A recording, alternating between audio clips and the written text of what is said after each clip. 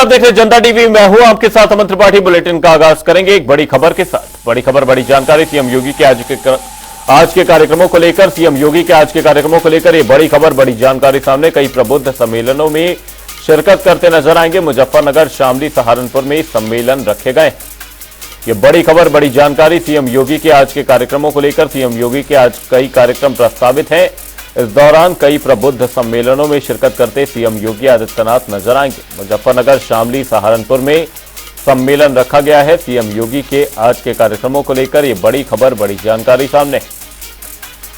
लोकसभा चुनावों के मद्देनजर कई प्रबुद्ध सम्मेलनों में शिरकत करते सीएम योगी आदित्यनाथ नजर आएंगे। मुजफ्फरनगर, शामली, सहारनपुर में सम्मेलन रखा गया है। सीएम योगी आज कई कार्यक्रमों में हिस्सा लेते नजर आएंगे। सीएम योगी के आज कई कार्यक्रम प्रस्तावित हैं। ये बड़ी खबर, बड़ी जानकारी आपको बता दें। कई प्रबुद्ध सम्मेलनों में शिरकत करते सीएम योगी आदित्यनाथ नजर आएंगे। शामली में प्रबुद्ध सम्मेलन को संबोधित करते नजर आएंगे। सहारनपुर में भी प्रबुद्ध सम्मेलन रखा गया है।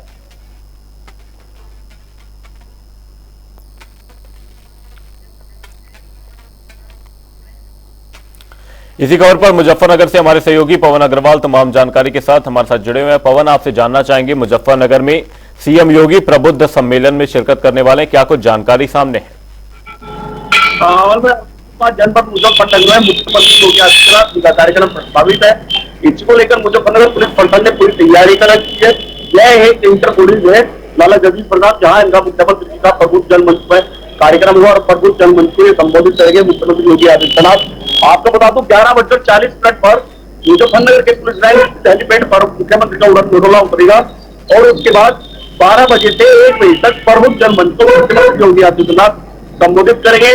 डॉक्टर संजीव आजाद यहाँ के प्रत्याशी है बीजेपी के, उनके लिए चुनाव प्रचार करेंगे और लोगों को चुनाव से संबोधित करेंगे मुख्यमंत्री योगी आदित्यनाथ। अमन, साथ ही पवन, आपसे जानना चाहूंगा, मुजफ्फरनगर में सियासी हलचल फिलहाल किस तरह से देखी जा रही है? क्योंकि भारतीय जनता पार्टी ने यहां पर अपने उम्मीदवार का ऐलान कर दिया और अब प्रबुद्ध सम्मेलनों के माध्यम से जनता को साधने की एक तरह से कोशिश की जा रही है। ये अमर, मैं आपको बता दूं यहाँ डॉक्टर संजीव आजाद भारतीय जनता पार्टी के प्रत्याशी है, जो 2 बार के सांसद है और 2 बार के ही मंत्री है। लगातार 10 साल से सांसद और तीसरी बार हैट्रिक लगाने की कगार पर मंत्री संजीव आजाद है, जो प्रत्याशी है भारतीय जनता पार्टी के। और उनके सामने जो समाजवादी पार्टी के विपक्षी प्रत्याशी है वो है हरिंदर मलिक और दारा सिंह प्रजापति है बसपा से। 3 मुख्य पार्टियों के प्रत्याशी है और जो और दूसरे ठाकुर समाज से एक नंदकिशोर कुंडी आते हैं और एक मुस्लिम समाज से एक साल है। ये काफी लोग टक्कर देंगे संजीव आजाद को। जो यहाँ सियासी समीकरण है जिस पर अमर बिल्कुल जो मुकाबला जो आ रहा है वो संजीव बालियान और हरिंदर मलिक के हमें सामने आ रहा है और दोनों में वोटों लेकर भी घुड़कन है, क्योंकि दोनों ही जाट समुदाय से आते हैं। एक बालियान साहब से आता है, एक गठवाड़ा खान मलिक साहब से आता है।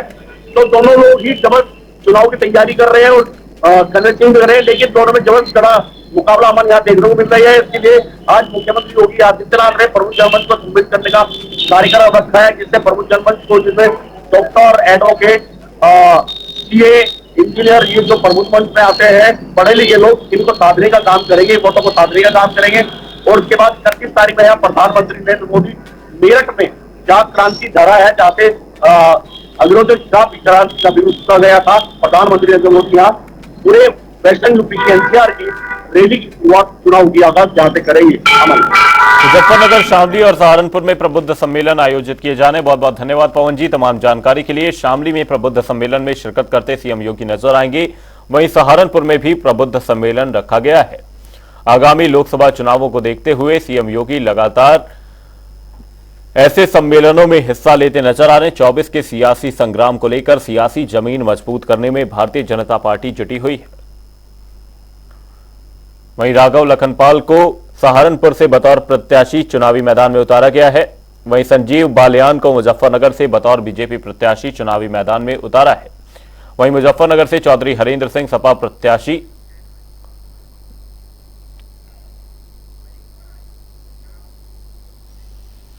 बुलेटिन में रुक करेंगे अगली बड़ी खबर की ओर। बड़ी खबर, बड़ी जानकारी सामने। इस वक्त की बड़ी खबर आपको बता दें, ये बड़ी खबर, बड़ी जानकारी। स्मृति ईरानी का आज अमेठी दौरा प्रस्तावित है। ये बड़ी खबर, बड़ी जानकारी आपको बता रहे। कई गांवों का भ्रमण करती इस दौरान स्मृति ईरानी नजर आएंगी। कई शोक संवेदना कार्यक्रमों में शामिल होंगे। वहीं लोकसभा चुनाव को लेकर आज कई बैठकें की जानी है। सभी बैठकों में इस दौरान शामिल होती नजर आएंगी। ये बड़ी खबर, बड़ी जानकारी लोकसभा चुनावों को लेकर आपको बता दें, सभी बैठकों में शामिल होती स्मृति ईरानी नजर आएंगी। आज उनका अमेठी का दौरा प्रस्तावित। वहीं कई गांवों का भ्रमण करती इस दौरान स्मृति ईरानी नजर आएंगी। बड़ी खबर, बड़ी जानकारी आपको बता दें, कई शोक संवेदना कार्यक्रमों में शामिल होती नजर आएंगी। वहीं लोकसभा चुनावों को लेकर आज उनकी कई बैठकें देखी जाएंगी। सभी बैठकों में हिस्सा लेती स्मृति ईरानी नजर आने वाली। स्मृति ईरानी का आज अमेठी दौरा प्रस्तावित है। यह बड़ी खबर, बड़ी जानकारी आपको बता दें, कई गांवों का भ्रमण करती स्मृति ईरानी नजर आएंगी। वहीं कई शोक संवेदना कार्यक्रमों में भी शिरकत करती नजर आएंगी। लोकसभा चुनावों को लेकर आज कई बैठकें उनकी प्रस्तावित हैं। सभी बैठकों में इस दौरान शामिल होती नजर आएंगी। ये बड़ी खबर, बड़ी जानकारी अमेठी से सामने। आज स्मृति ईरानी का अमेठी दौरा प्रस्तावित है। इस दौरान कई कार्यक्रमों में शिरकत करती स्मृति ईरानी नजर आएंगी, कई गांवों का भ्रमण करेंगी। वहीं लोकसभा चुनावों के मद्देनजर कई बैठकें आज प्रस्तावित हैं। सभी बैठकों में शामिल होती स्मृति ईरानी नजर आएंगी। ये बड़ी खबर, बड़ी जानकारी आपको बता रहे, कई गांवों का भ्रमण करती स्मृति ईरानी नजर आएंगी। इस दौरान उनके कई कार्यक्रम प्रस्तावित हैं। कई शोक संवेदना कार्यक्रमों में भी शामिल होंगे।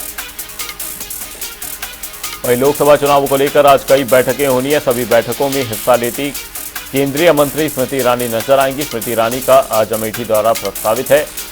वहीं कई गांवों का भ्रमण करती स्मृति ईरानी नजर आएंगी। इसी खबर पर हमारे सहयोगी विनोद कुमार दुबे तमाम जानकारी के साथ हमारे साथ जुड़े हुए। विनोद, आपसे जानना चाहेंगे, आज केंद्रीय मंत्री स्मृति ईरानी अमेठी के दौरे पर रहेंगी, क्या कुछ बड़ी बातें रहेंगी इस दौरान?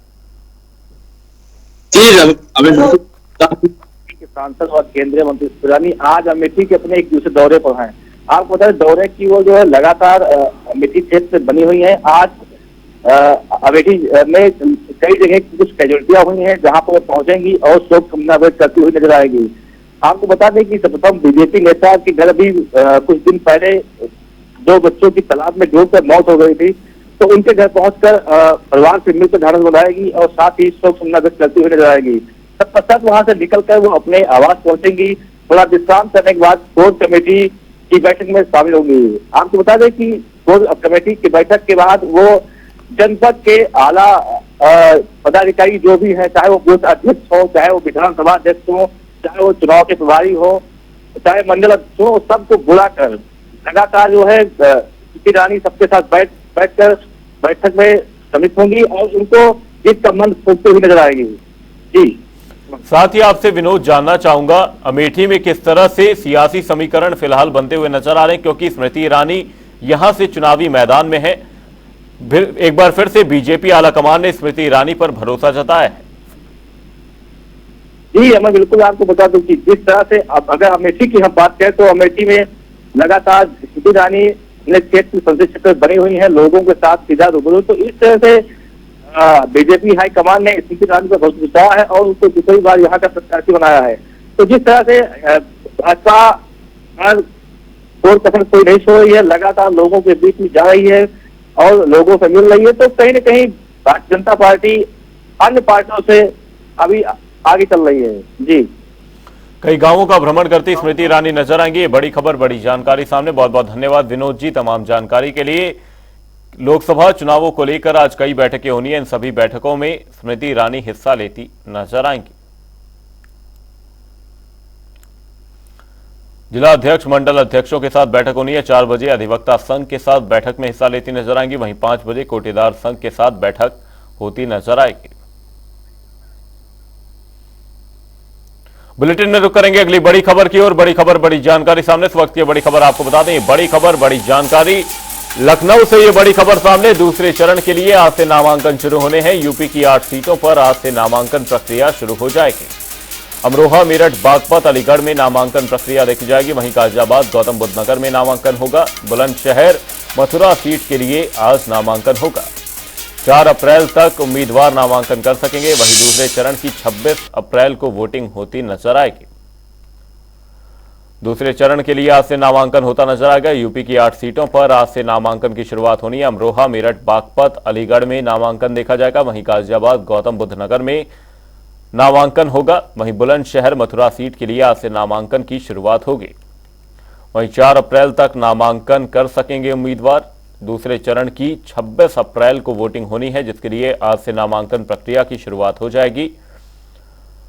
आपको बता दें, यूपी की 8 सीटों पर आज से नामांकन प्रक्रिया की शुरुआत होनी है। अमरोहा, मेरठ, बागपत, अलीगढ़ में शुरुआत होगी। वहीं गाजियाबाद, गौतम बुद्ध नगर में नामांकन प्रक्रिया की शुरुआत होती नजर आएगी। वहीं बुलंदशहर मथुरा सीट के लिए आज से नामांकन होना है।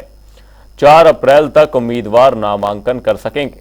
वहीं दूसरे चरण की 26 अप्रैल को वोटिंग होती नजर आएगी। इसी खबर पर लखनऊ से हमारे सहयोगी अनूप कुमार सिंह तमाम जानकारी के साथ हमारे साथ जुड़े हुए हैं। अनूप, आपसे जानना चाहूंगा, दूसरे चरण के लिए आज से नामांकन शुरू होने हैं, क्या कुछ बड़ी बातें रहेंगी इस दौरान? और देखिए, लोकसभा चुनाव के लिए दूसरे चरण के लिए नामांकन प्रक्रिया आज से शुरू हो गई है। आज से दूसरे चरण के जो 8 लोकसभा सीटों पर चुनाव होना है, उसमें नामांकन प्रक्रिया आज से शुरू होगी और जो प्रत्याशी हैं आज से नामांकन अपना कर सकेंगे। बुलंदशहर, बागपत, मेरठ की बात करें या फिर मथुरा की बात करें, अमरोहा की बात करें, इन 8 सीटों पर 26 अप्रैल को चुनाव होना है। आज से नामांकन प्रक्रिया शुरू होगी। 4 अप्रैल तक प्रत्याशी अपना नामांकन कर सकेंगे। 5 अप्रैल को जो नामांकन पत्र जो है उनकी जांच होगी और 8 अप्रैल को अपना जो नामांकन वापस लेने की तिथि होगी। उसके बाद 25 तारीख को वो चुनावी मैदान में होंगे। दूसरे चरण में 8 जो सीटों पर प्रत्याशी लगभग करीब सभी सीटें फाइनल हो चुकी हैं।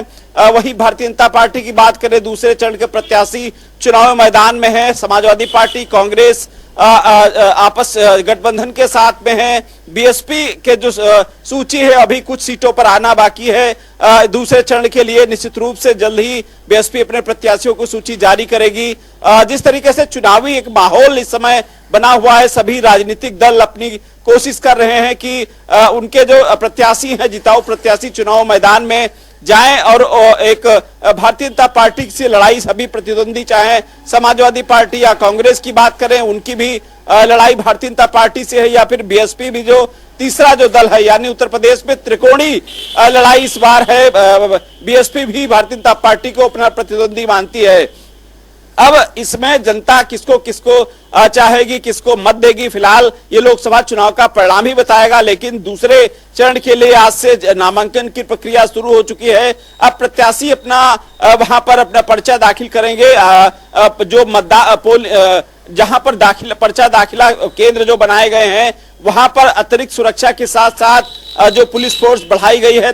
वहां पर जो प्रत्याशी या फिर उनके समर्थक लोग सभी नहीं जा पाएंगे। प्रस्तावक को ही अंदर जाने की अनुमति दी गई है ताकि वहां पर किसी प्रकार से भीड़ इकट्ठा ना हो। जुलूस के लिए भी रोक लगाई गई है कि जो प्रत्याशी हैं उस पर्चा दाखिला के दौरान जुलूस वगैरह नहीं निकाल सकेंगे। शांतिपूर्वक वहां पर पहुंचेंगे, उसके बाद अपना नाम उसमें पर्चा भरा जा सकता है। जी, 4 अप्रैल तक नामांकन कर सकेंगे उम्मीदवार। बहुत बहुत धन्यवाद अनूप जी तमाम जानकारी के लिए। दूसरे चरण के लिए आज से नामांकन प्रक्रिया की शुरुआत होनी है। गाजियाबाद, गौतम बुद्ध नगर समेत कुल 8 सीटों पर आज से नामांकन प्रक्रिया की शुरुआत होती नजर आएगी। 4 अप्रैल तक उम्मीदवार नामांकन कर सकेंगे।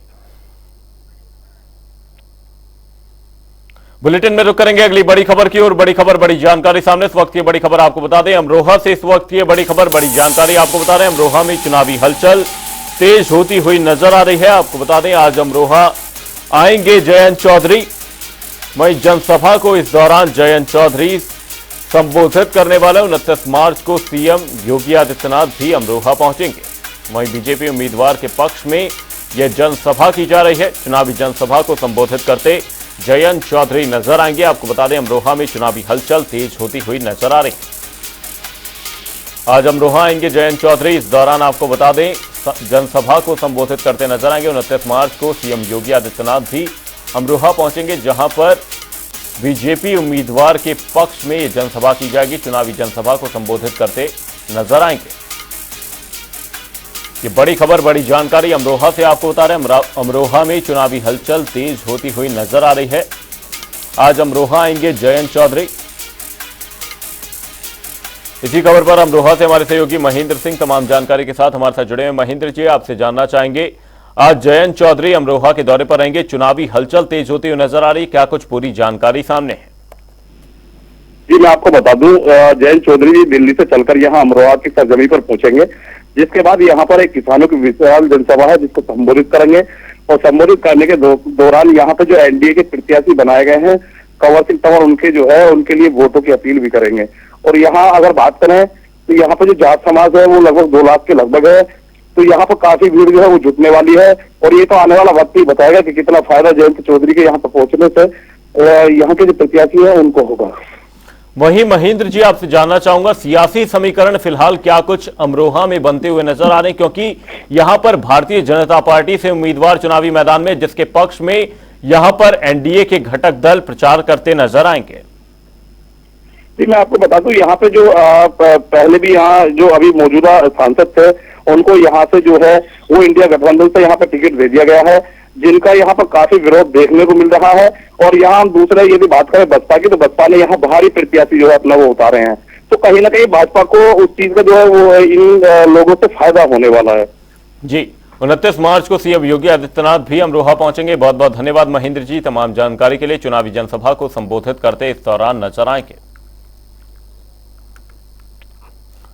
रामपुर लोकसभा सीट को लेकर समाजवादी पार्टी के अंदर संग्राम देखने को मिल रहा है। लोकसभा चुनाव से पहले सपा 2 फाट में नजर आ रही है। दरअसल एक ही सीट पर समाजवादी पार्टी के 2 प्रत्याशियों असीम रजा और मुहिबुल्लाह नदवी ने नामांकन दाखिल किया है। नामांकन दाखिल करने के बाद असीम रजा और मुहिबुल्लाह नदवी के बयान भी सामने आए हैं। किस पार्टी? समाजवादी पार्टी पर्चा भरा है। मौलाना को भरेंगे, अब वो मौलाना को भर के गए या पंडित को भर के गए तो उसका सबका हक है, ये सबका हक है, प्रजातंत्र ने सबको हक दिया, पर्चा भरे, अपनी बात कहें। अभी नॉमिनेशन चल रहा है, अभी कोई लिस्ट फाइनल थोड़ी है, स्क्रूटनिंग होगी, नाम वापसी का दौर आएगा, कौन लड़ता है इलेक्शन ये पता चलेगा। के कहने भरा या अखिलेश यादव? मैं किसके कहने भरूंगा, मेरा नेता कौन है? मौलाना की बात चल रही है, आपकी नहीं चल रही? अखिलेश भी है, आजम खान भी। अच्छा, आपने कौन सी पार्टी से नामांकन? समाजवादी पार्टी। अच्छा, सिंबल मिला है आपको? बिल्कुल। अच्छा, मौलाना साहब, आसिम राजा ने भी समाजवादी पार्टी से किसी और के ताल्लुक से मुझसे मत करिए, मुझसे मेरे बारे में। अच्छा, अचानक से आप समाजवादी को साथ लेकर चुनाव लड़ेंगे? राजनीति में आने का फैसला क्यों कर लिया? ये कुछ नहीं, मौलाना आजाद से भी आप कह सकेंगे कि मौलाना भैया आगे लगाना जरा आगे क्यों है? ये परिस्थितियाँ होती हैं, ये परिस्थितियाँ होती हैं कि जब जरूरत होती है, जहाँ पर जिस चीज की जरूरत होती है वहाँ पर हम लोगों की सेवा के लिए, अपने वतन की खिदमत के लिए तैयार है।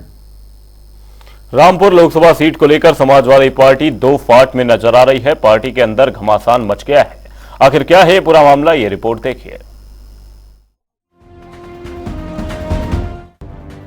अखिलेश यादव वर्सेस आजम खान, अपनी ही पार्टी के खिलाफ आजम। लोकसभा चुनाव से पहले रामपुर लोकसभा सीट पर समाजवादी पार्टी 2 फाड़ में टूटती नजर आ रही है। रामपुर सीट से अखिलेश यादव ने दिल्ली पार्लियामेंट स्ट्रीट पर स्थित जामा मस्जिद के शाही इमाम मौलाना मुहिबुल्लाह नदवी को टिकट दिया है। वहीं दूसरी तरफ आजम खान के चहेते असीम रजा ने नामांकन पत्र खरीदा है और चुनाव लड़ने का ऐलान कर दिया। लेकिन अब सवाल है कि आखिर एक ही सीट पर सपा के 2 उम्मीदवार कैसे बनाए जा सकते हैं? तो इसका जवाब है आजम खान की नाराजगी। जेल में बंद आजम खान नाराज हैं और चिट्ठी लिखकर अपने समर्थकों के चुनाव में सपा का बहिष्कार करने की अपील तक कर दी। अखिलेश यादव वर्सेस आजम खान, आखिर क्यों नाराज है आजम? सीतापुर जेल में बंद आजम ने की डिमांड। अखिलेश यादव रामपुर से लड़े चुनाव, आजम खान ने जेल से एक चिट्ठी लिखी। अगर अखिलेश यादव रामपुर से चुनाव नहीं लड़ेंगे तो आजम खान चुनाव का करेंगे बहिष्कार। अखिलेश यादव वर्सेस आजम खान का मुकाबला संभव। अखिलेश ने रामपुर से मौलाना नदवी को उम्मीदवार बना दिया। आसिम रजा ने भी रामपुर में नामांकन का पर्चा खरीदा। आजम खान के करीबी हैं आसिम रजा। रामपुर लोकसभा सीट समाजवादी पार्टी के नेता आजम खान का गढ़ माना जाता है। आजम खान जेल में है तो वहीं सपा गढ़ को मजबूत करने की फिराक में है और यही वजह है कि उसने मुस्लिम चेहरा उतारा। लेकिन आजम अखिलेश के चुनाव लड़ने पर अड़े हैं। रामपुर लोकसभा सीट आजम खान का गढ़ है रामपुर सीट। अभी जेल में बंद है आजम खान। रामपुर सीट को मजबूत करने की कोशिश में समाजवादी पार्टी, सपा ने लगाया मुस्लिम चेहरे पर दांव। आजम खान अखिलेश को चुनाव लड़ाने पर अड़े। 2014 में आजम खान ने जीत दर्ज की। 2019 में फिर से आजम ने परचम लहरा दिया। साल 2022 में हुए उपचुनाव में बीजेपी ने बाजी मारी। अब रामपुर सीट पर घनश्याम लोधी का कब्जा है। जहां एक तरफ आजम खान के करीबी आसिम रजा ने पर्चा खरीद लिया, तो वहीं समाजवादी पार्टी ने मौलाना मुहिबुल्लाह नदवी को मैदान में उतार दिया। कौन है सपा उम्मीदवार मौलाना मुहिबुल्लाह नदवी? दिल्ली में जामा मस्जिद के शाही इमाम हैं, रामपुर के ही हैं रहने वाले। सपा ने रामपुर से उम्मीदवार घोषित किया। अब ऐसे में सबसे बड़ा सवाल यह है कि क्या अखिलेश का दांव काम करेगा या फिर आजम की नाराजगी का खामियाजा समाजवादी पार्टी को भुगतना पड़ेगा। स्पेशल डेस्क, जनता टीवी।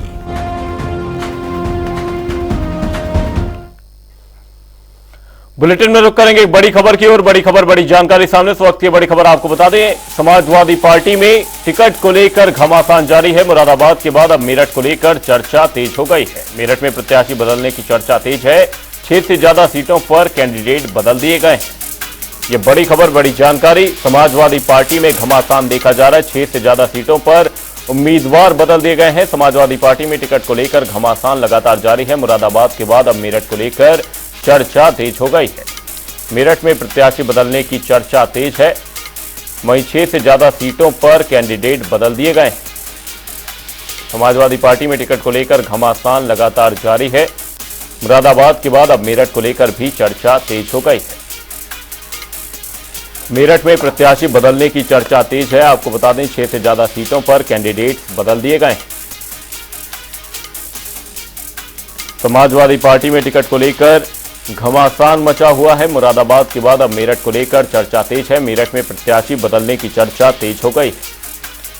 वहीं 6 से ज्यादा सीटों पर कैंडिडेट्स बदल दिए गए हैं। वहीं समाजवादी पार्टी में अब टिकट को लेकर घमासान लगातार जारी है। मुरादाबाद के बाद अब मेरठ को लेकर भी चर्चा तेज हो गई है। वहीं मेरठ में प्रत्याशी बदलने की चर्चा देखी जा रही है। 6 से ज्यादा सीटों पर कैंडिडेट्स बदल दिए गए। इसी खबर पर हमारे सहयोगी तौकीर किदवई तमाम जानकारी के साथ हमारे साथ जुड़े हैं। तौकीर जी, आपसे जानना चाहेंगे, समाजवादी पार्टी में घमासान चल रहा है, ऐसे में लगातार प्रत्याशी बदलने की चर्चाएं सामने आ रही। 6 से ज्यादा सीटों पर कैंडिडेट्स बदल दिए गए हैं, क्या कुछ जानकारी सामने है? देखिए, भी कई और सीटें होती है जिस पर बंधन चल रहा है। माना जा रहा है कि प्रत्याशी बदले जाएंगे। मुरादाबाद के बाद समाजवादी पार्टी ने मेरठ लोकसभा सीट से प्रत्याशी बदल सकती है। माना जा रहा है कि पार्टी के अंदर जो बड़े नेता हैं उनको लेकर बैठक बुलाई गई थी और उसमें इस बात की संकेत दिए गए हैं कि यहाँ से भानु प्रताप सिंह को जो कैंडिडेट बनाया गया है, उनकी जगह पर अब काफी विरोध देखने को मिल रहा है। कई ऐसे नेता हैं जो विरोध कर रहे हैं कि पैराशूट जो लीडर्स हैं वो उनको उतारा जाए मैदान में, जबकि पुराने जो नेता हैं जो पार्टी से जुड़े काफी लंबे समय से हैं उनको उतारा जाए। इसमें कई नाम है, अतुल प्रधान है, शाहिद मंजूर जैसे नेता हैं, दोनों विधायक हैं मेरठ में और काफी लंबे समय से समाजवादी पार्टी के साथ जुड़े हुए हैं। तो माना जा रहा है कि शाहिद मंजूर या फिर अतुल प्रधान को वहां पर टिकट दिया जा सकता है, क्योंकि भानु प्रताप सोशल मीडिया पर ज्यादा एक्टिव नजर आते हैं और कई जगहों पर दंगा प्रदर्शन में भी नजर आए। उनकी जो फैन फॉलोइंग है वो बड़ी है, इसीलिए पहले समाजवादी पार्टी ने बुलाया था मैदान में, लेकिन जब विरोध पार्टी में शुरू हुआ उसके बाद अब वहां पर प्रत्याशी बदलने के लिए काफी मंथन चल रहा है। फिलहाल देखिए, पहले चरण की जो वोटिंग है वो सहारनपुर है, कैराना है, मुरादाबाद है, रामपुर है, मुजफ्फरनगर है, बिजनौर है, नगीना है और ये ऐसी सीटें हैं जब सबसे पहले उत्तर प्रदेश में वोटिंग होनी है। तो सबसे ज्यादा मंथन भी इन्हीं सीटों को चल रहा है कि यहाँ पर प्रत्याशियों में कोई गड़बड़ी ना हो, जो जनता के बीच में नेता हो वो सही उतारा जाए। इसी तरह से करीब 5 सीटें और है अभी उत्तर प्रदेश की, जहाँ पर समाजवादी पार्टी मंथन चल रहा है कि वहां पर भी आने वाले समय में प्रत्याशी का नाम बदल सकता है। जी, 6 से ज्यादा सीटों पर कैंडिडेट्स बदल गए हैं और भी नामों पर मंथन चल रहा है। बहुत बहुत धन्यवाद तौकीर किदवई जी तमाम जानकारी के लिए। मुरादाबाद के बाद अब मेरठ को लेकर चर्चा तेज हो गई है। वहीं मेरठ में प्रत्याशी बदलने की चर्चा देखी जा रही है। आपको बता दें, 6 से ज्यादा सीटों पर कैंडिडेट्स बदल दिए गए हैं। बुलेटिन में फिलहाल के लिए सिर्फ इतना ही, कहीं जाएगा नहीं। जनता टी पर खबरों का सिलसिला रहेगा जारी, तब तक के लिए नमस्कार।